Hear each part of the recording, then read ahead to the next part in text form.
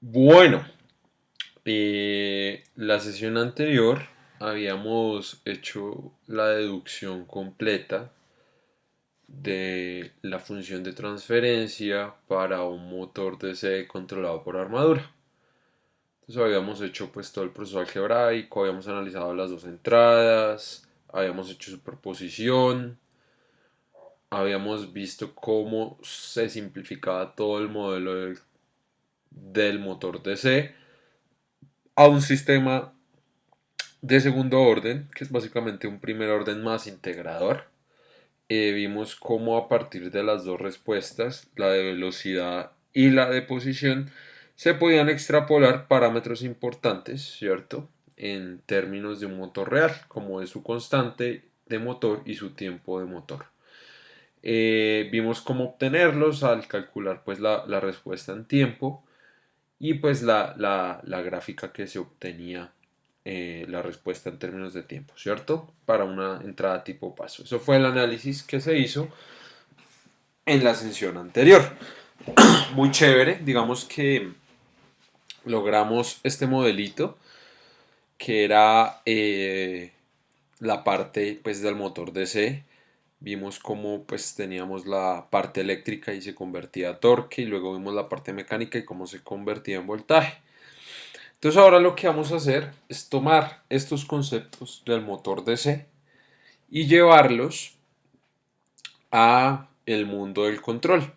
Ya tenemos la identificación de nuestro sistema, ¿cierto? Que queremos controlar, que es el sistema mecánico con su parte de motor, ¿cierto? Entonces ahora le vamos a agregar un controlador, pues para lograr nuestro propósito, ¿verdad? En ese orden de ideas, entonces vamos a comenzar con la estrategia de control más sencilla, que sería la de una ganancia o lo que se conoce como control proporcional. Muy bien, entonces vamos a comenzar con un pequeño repaso de cosas importantes relativas al control. Dado que nuestro modelo de motor DC es un sistema de segundo orden, básicamente un primer orden con integrador, necesitamos retomar algunos conceptos importantes de este tipo de sistemas que son segundo orden. Entonces un sistema de segundo orden de forma canónica se expresa como está acá. Una constante de C, dos polos, ¿cierto? Dos polos cuya ubicación va a depender pues de los parámetros omega n y zeta, principalmente zeta. Entonces el parámetro zeta se denomina coeficiente de amortiguamiento y vamos a ver que es el que nos permite tener control sobre el sobrepico o lo que se conoce como overshoot en la respuesta. Y la frecuencia natural pues tiene que ver con la oscilación que tendría el sistema cuando entra en estado de oscilación permanente. ¿Listo? La ganancia simplemente es la ganancia de C cuando la frecuencia es cero. ¿Listo? Entonces esto es un sistema de segundo orden muy estudiado, muy conocido en el mundo de los sistemas dinámicos. Eh, los polos de este sistema van a depender definitivamente de esta que es la ecuación característica, este denominador. Y básicamente si hacemos un pequeño análisis de un sistema de ecuación, de un sistema de segundo orden algebraico y aplicamos la ecuación, ¿cierto? La de eh, b cuadrado, ¿qué? B más o menos raíz de b cuadrado menos 4ac sobre 2a, ¿sí la recuerdan? Esa para hallar las raíces de un polinomio de segundo orden, obtenemos esto. Listo, obtenemos esto que serían los polos de este sistema. Listo, los que controlan pues la forma de la respuesta. Digamos que aquí vamos a omitir ciertos conceptos como el de estabilidad, como el lugar geométrico, cómo se obtienen y nos vamos a centrar en ciertos detalles de la respuesta. Porque se supone que eso pues ya es del curso de control o incluso del curso de señales y sistemas 2. Entonces, haciendo un pequeño repaso, si nosotros miramos acá, de hecho, creo que esto le hace falta un menos. Me parece que le hace falta un menos omega n. Déjenme reviso. Sí, esto le hace falta un menos omega n porque después dicen que doy la información mal. Menos omega n.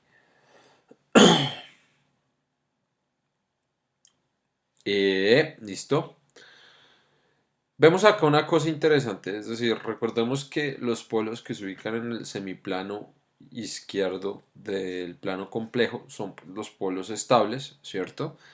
Entonces, en su naturaleza estos polos pues tendrían que ser negativos, ¿verdad? Para poder lograr que este sistema sea negativo, fijémonos que lo que nos dé dentro de esta raíz va a depender del valor de zeta, ¿cierto? Entonces miremos que hay unos rangos de valores que nos van a condicionar la respuesta. Cuando zeta es mayor que 1, definitivamente pues estos polos nos van a dar de ciertas características, ¿cierto? Y, y vamos a poder hacer unos cálculos bastante interesantes. Particularmente nos interesan estos tres casos, que es cuando es estable, este no tanto, ya vamos a ver por qué no sería estable. Entonces analizamos este primer caso cuando zeta es mayor que 1. Claramente vemos que esto va a ser mayor que 0. Pues la raíz cuadrada de un número mayor que 0 es real. Y pues posiblemente estos polos van a ser de naturaleza compleja ubicados sobre el eje real. Bueno, negativo sobre el eje real, disculpen ahí la expresión.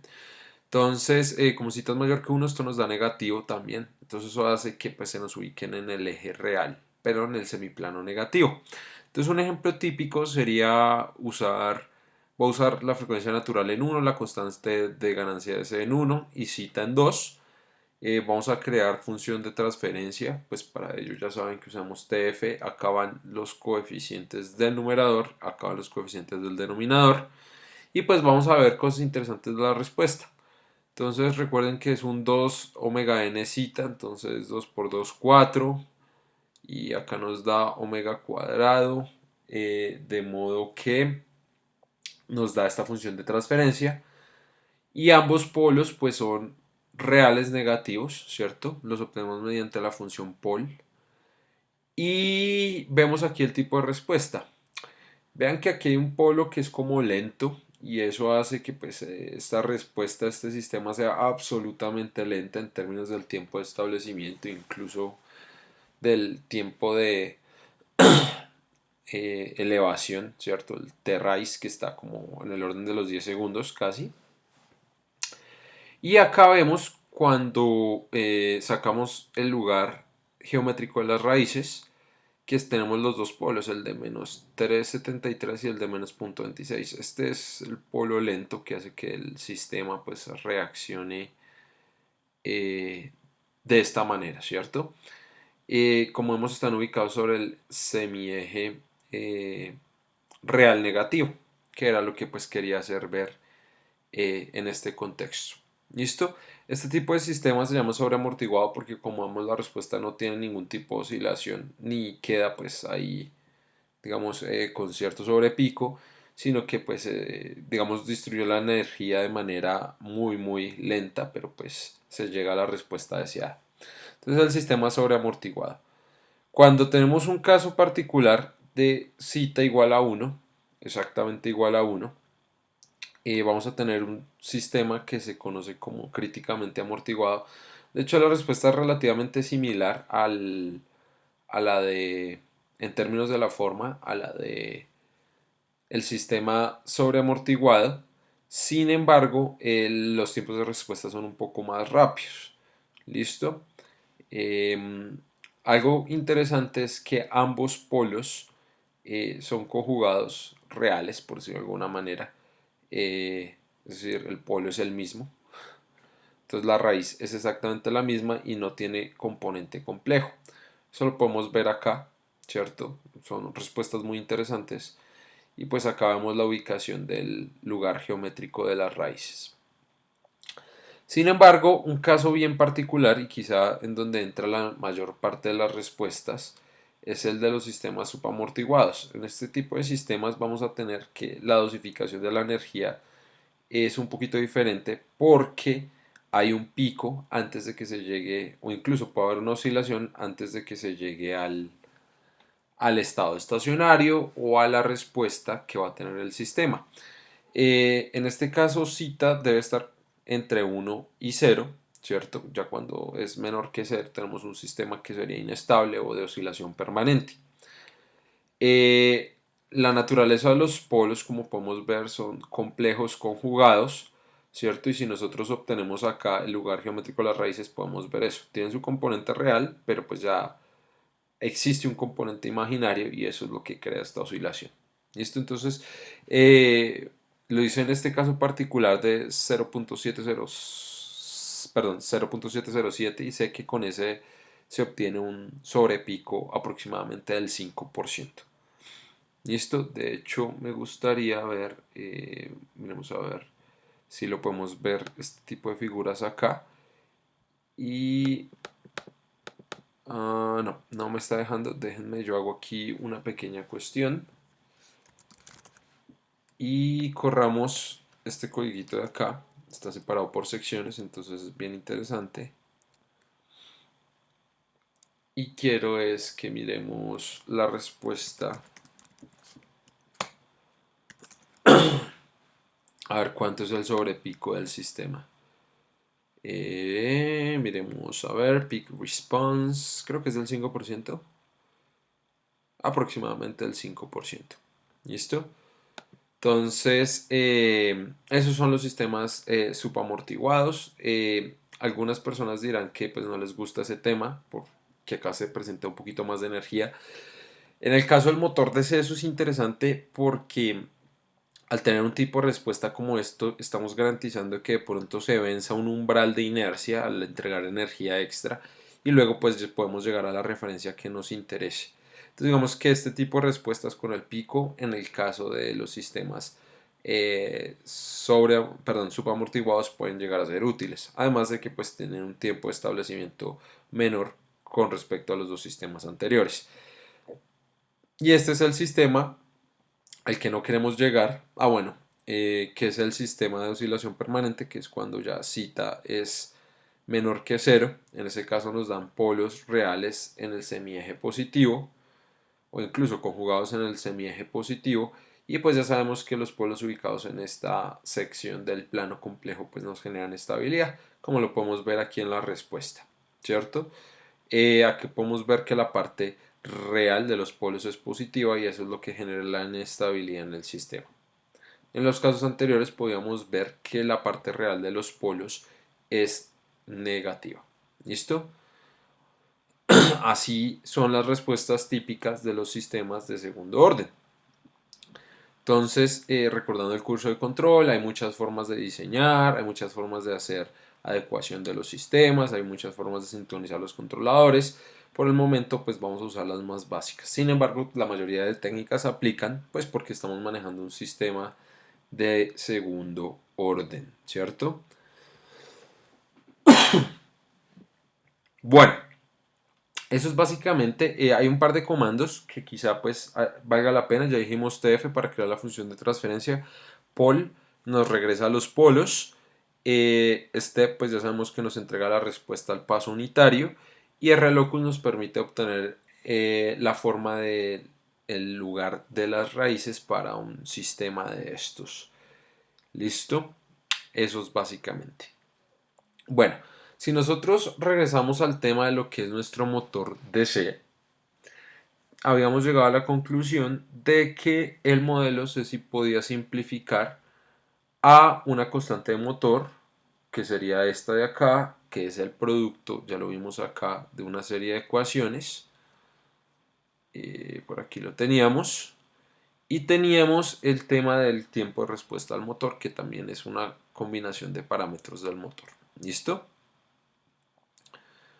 Este modelito de primer orden era la relación entre voltaje y velocidad angular, Sin embargo, nosotros en el caso de servomecanismos nos interesa también la respuesta en posición. Por tal razón agregamos este integrador que vemos acá. Entonces tenemos un sistema de segundo orden. ¿Listo?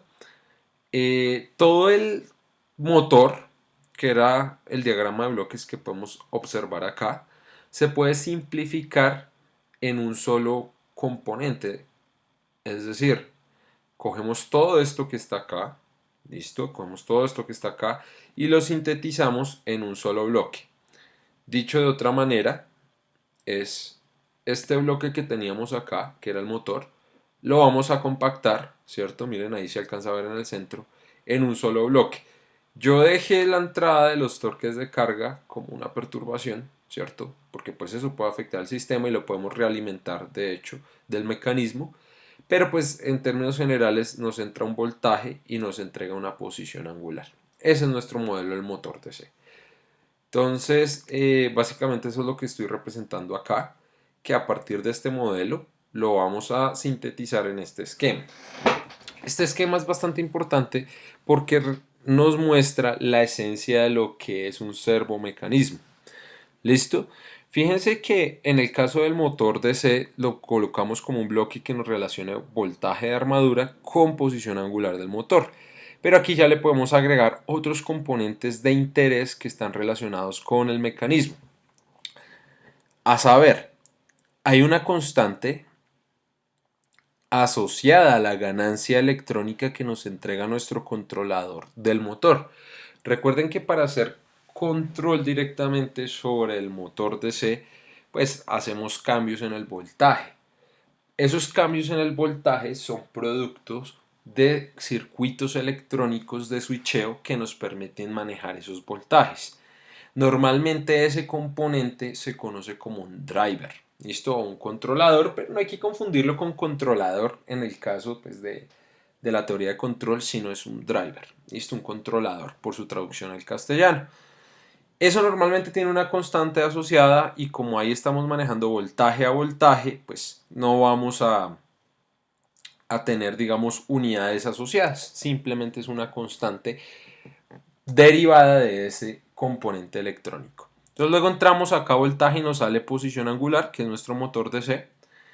Y recuerden que esto es posición angular de motor. En nuestro mecanismo vamos a tener normalmente un sistema de transmisión de potencia que está acá. Ese sistema de transmisión de potencia también le puede entregar una ganancia, ¿cierto? A nuestro componente mecánico del motor y está representada pues en nuestra relación de transmisión. Tenemos que ver cómo esta posición angular de motor se nos representa en términos de la posición angular de nuestro mecanismo. ¿Listo? Puede que pues sea por 10, por 1, por la relación que sea. Para efectos de las pruebas y el análisis que estamos haciendo vamos a usar un 1. Y finalmente hay otra constante, y esta tiene un sentido físico muy interesante, que la llamamos la constante de sensor.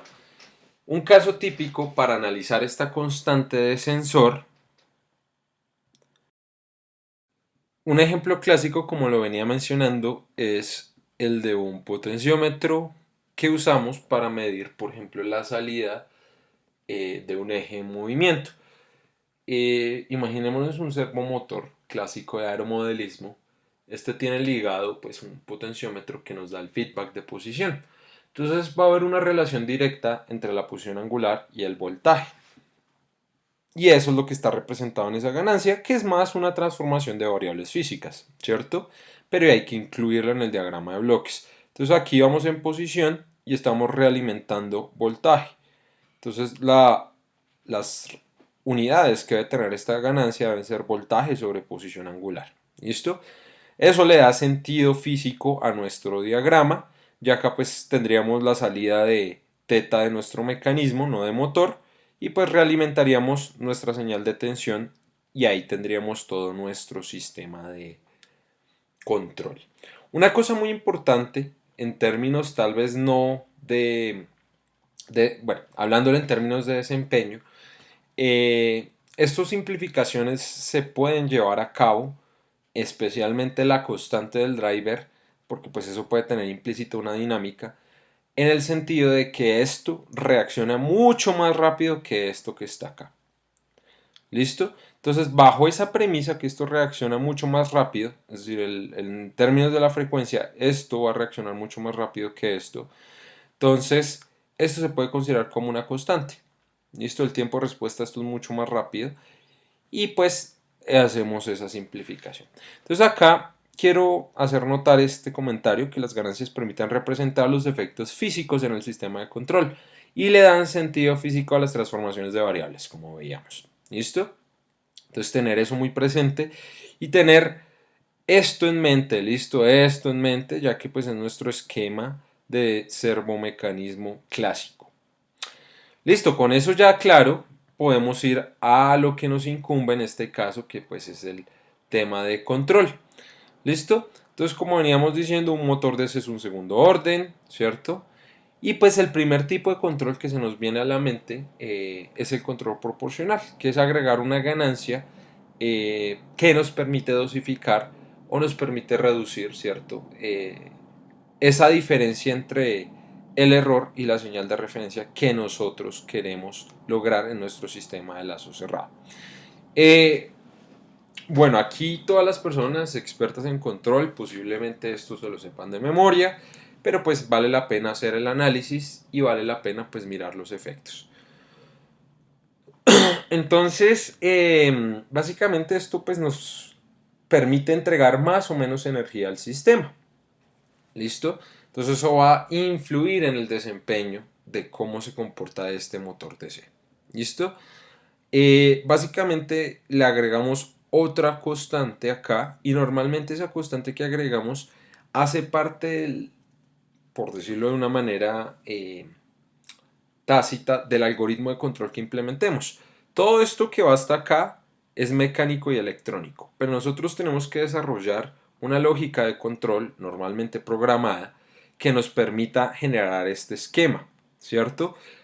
Eso puede ir en un microcontrolador, eso puede ir en un sistema embebido, eso puede ir en una tarjeta de control, ¿cierto? Entonces, ahí es donde nosotros podemos definir esta constante, porque todo esto de acá, bueno, esto también lo podemos manejar, pero todos estos son parámetros, ¿cierto? Y esto es lo que nosotros como diseñadores del sistema vamos a poder modificar para cambiar el desempeño. ¿Listo? Entonces, pues ya todos conocen cuáles son los efectos de una constante proporcional, pues nos incrementa la energía, acelera los tiempos de respuesta, nos permite hacer como pues una mejora en el desempeño del sistema, incluso hacer algunos sistemas estables. Eh, el único problema es que pues nos amplifica también el ruido un poco. Eso es como el único inconveniente que tiene este control proporcional.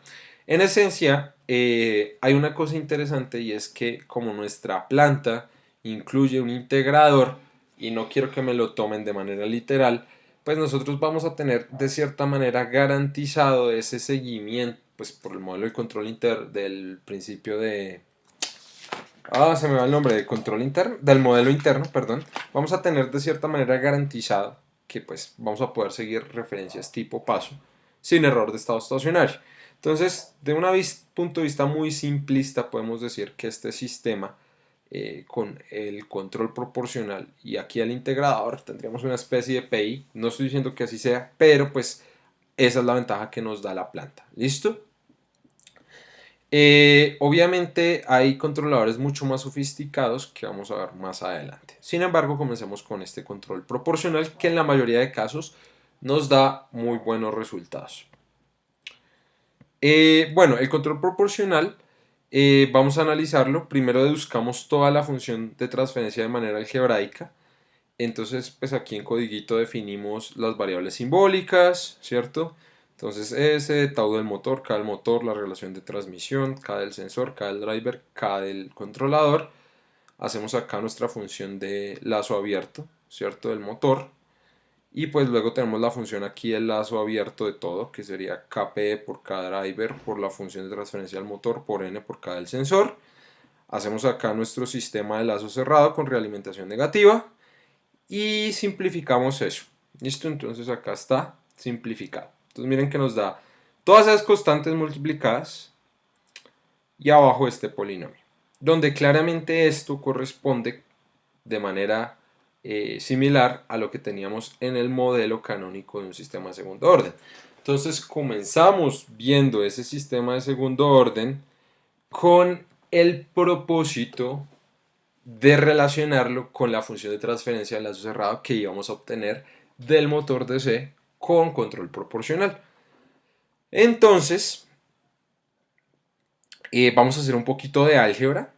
Listo, esto es lo que obtenemos en lazo cerrado. Vamos a hacer un poquito de álgebra. Entonces miren acá.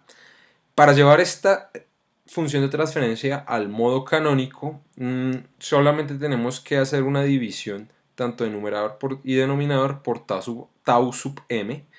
Entonces miren, dividimos sobre tau sub m y nos queda acá el s cuadrado solito, nos queda acá esto y nos queda acá todo esto.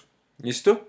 Con eso en mente, señores, recuerden que si nos vamos a la literatura, ahí yo les recomendé un par de libros, si pueden usar Ogata o pueden usar Chen o Kuo.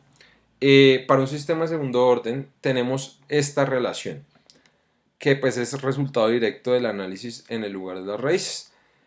SP sobre pico, algunos lo llaman overshoot, otros lo llaman mu, creo, pero pues nos vamos a llamar sobre pico. Esta relación que tenemos acá nos va a permitir calcular cuáles son los citas adecuados para lograr un determinado sobrepico en la respuesta del sistema. En ese orden de ideas, si nosotros establecemos el criterio de desempeño en el sobrepico, vamos a poder calcular cita y de manera directa vamos a poder calcular a partir de esta ecuación el K sub P. Entonces, ¿cómo se hace eso? Miren, a partir de acá definimos, no sé, 5% de sobrepico, entonces 0.05. Chan, calculamos el cita. Calculamos el cita y fíjense acá una cosa. Recuerden que esto acá es 2 cita omega n. Entonces miren, 2 cita omega n sería igual a 1 sobre tau de motor. Y a partir de esta ecuación ya tenemos cita, tenemos el tau de motor, podemos calcular la frecuencia natural del sistema. ¿Listo? Y es lo que hacemos con esta ecuación de aquí. Teniendo la frecuencia natural del sistema, fíjense que ahí la calculamos, recuerden que toda esta expresión de acá es igual a la frecuencia natural al cuadrado. Y fíjense que parámetro que conocemos y no conocemos y queremos establecer. Entonces, de acá vamos a poder despejar K sub P, que sería nuestra constante proporcional, y a partir de eso vamos a tener un diseño de controlador, ¿cierto? Con un sobrepico establecido. Básicamente, este es el controlador más sencillo que ustedes pueden generar. Entonces, fíjense que no son ecuaciones muy complicadas y le estamos dando un criterio de desempeño a nuestro controlador. ¿Listo? Entonces, para efectos del análisis, vamos a seguir trabajando con nuestro modelito de motor. Acá está los parámetros de nuestro motor. Me tomé la libertad, entonces LA, RA, no lo estamos simplificando, lo estoy colocando completo. J, B de motor, K sub T y K sub B. Acá establecemos la constante de motor, establecemos el tau de motor, según lo que vimos la sesión anterior. Para efectos del análisis más sencillo vamos a manejar que la constante del driver es 1, que la relación de transmisión es 1 y nuestro sensor es una relación de 5 voltios por cada 270 grados, que es lo que está representado acá. ¿Listo? Entonces estos son los parámetros del modelo simplificado del motor DC. Listo. Queremos que nuestro sistema tenga un sobrepico del 5%. Y acá colocamos el 5%. Entonces, cogemos todas esas constantes que tenemos acá, todas estas constantes, y lo vamos a llamar, aquí iría también un K sub M, y lo vamos a llamar constante de motor simplificada. ¿Listo? Que es esta de acá, miren, todas las constantes multiplicadas. ¿Listo? Y pues vamos a crear nuestra función de transferencia. Entonces fíjense que arriba tendríamos la constante de motor por todo este producto de constantes. Abajo tendríamos la constante de tiempo, tendríamos S y tendríamos acá 0, ¿cierto? Esa sería la función del motor en lazo abierto. Y recuerden esta ecuación que teníamos acá del zeta. Entonces miren, zeta, valor absoluto del logaritmo natural del sobre pico, dividido sobre la raíz cuadrada de pi cuadrado, logaritmo del sobre pico al cuadrado. Y ahí calculamos zeta. Listo, check acá. Y luego calculamos omega n. Entonces miren que omega n no es otra cosa que 1 sobre 2 zeta sobre el tau de motor. Miren, 1 sobre 2 tau del motor por zeta. Y ahí calculamos omega n, que es la frecuencia armónica. Y a partir de eso, miren acá la ecuación, podemos calcular lo que sería la constante del controlador proporcional. Entonces, omega n cuadrado por tau del motor sobre k del driver, k de motor, n y k de sensor. Mírenlo acá. Y eso nos permite calcular otra vez la constante completa de la simplificación del sistema. La metemos en una nueva función de transferencia, hacemos la función de transferencia al lazo cerrado y miramos cuál es la respuesta del sistema. Entonces miren, esta sería la función de lazo abierto con las constantes. Esta ya sería la función de lazo cerrado con nuestro motor incluido y nuestro controlador. Y esta sería la respuesta. Permítanme, corro esto. Esa sería la respuesta. Ahí la está corriendo. Y nos entrega dos politos conjugados. Mírenlos. Con su parte compleja. Estos politos son muy rápidos, fíjense. Miren, el tiempo de respuesta va a estar en el orden de los de las décimas de segundo. Y acá miremos este t, perdón, porque quiero que detallemos una cosa interesante de este sistema. Me gusta siempre que vaya con el grid. Y es el sobrepico. ¿Cuánto nos dio ahí el sobrepico? Fíjense, 5%. A partir del diseño que planteamos. Miremos el tiempo de establecimiento de este sistema. Está en el orden de los 0.26 segundos. Listo, es moderadamente no tan lento. Y miremos el tiempo de elevación de este sistema. Bueno, son aproximadamente 90 milisegundos. Algo que quiero detallar es que como hay el integrador, fíjense que la respuesta al paso no tiene error de estado estacionario y de hecho si eso lo miramos aquí en state nos da que pues es 1, que pues es la respuesta a un paso unitario.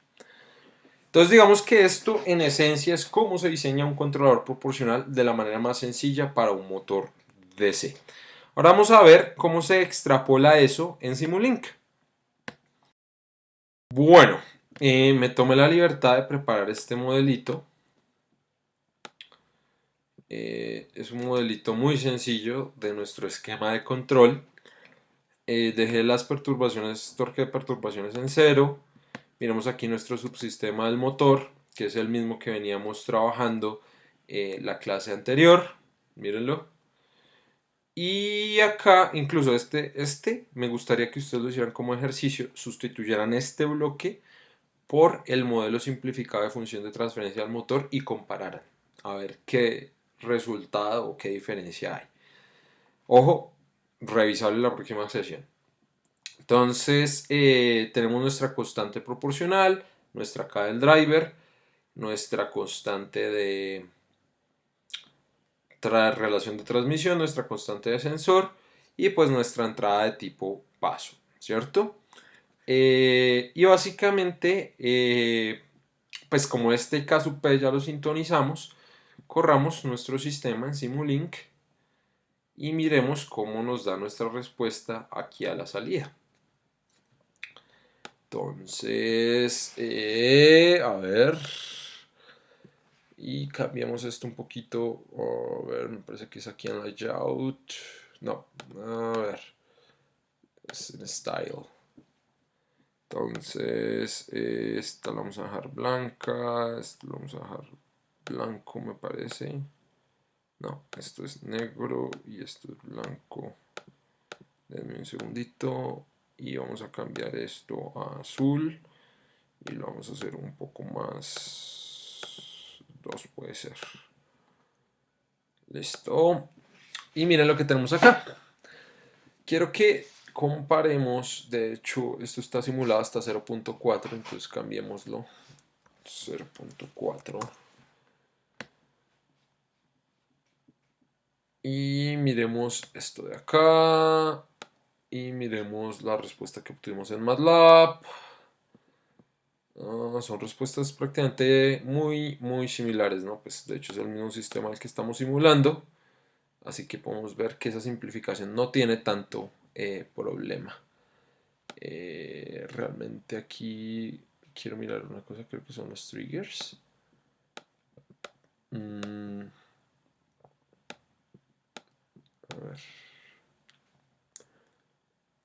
A ver. A ver. A ver. No me lo regresa. Déjenme mirar una cosa.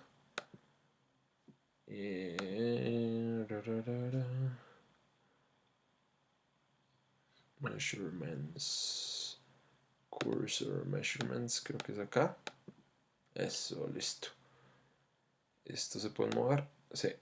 A ver, aproximadamente en donde nos daba nuestro sobrepico.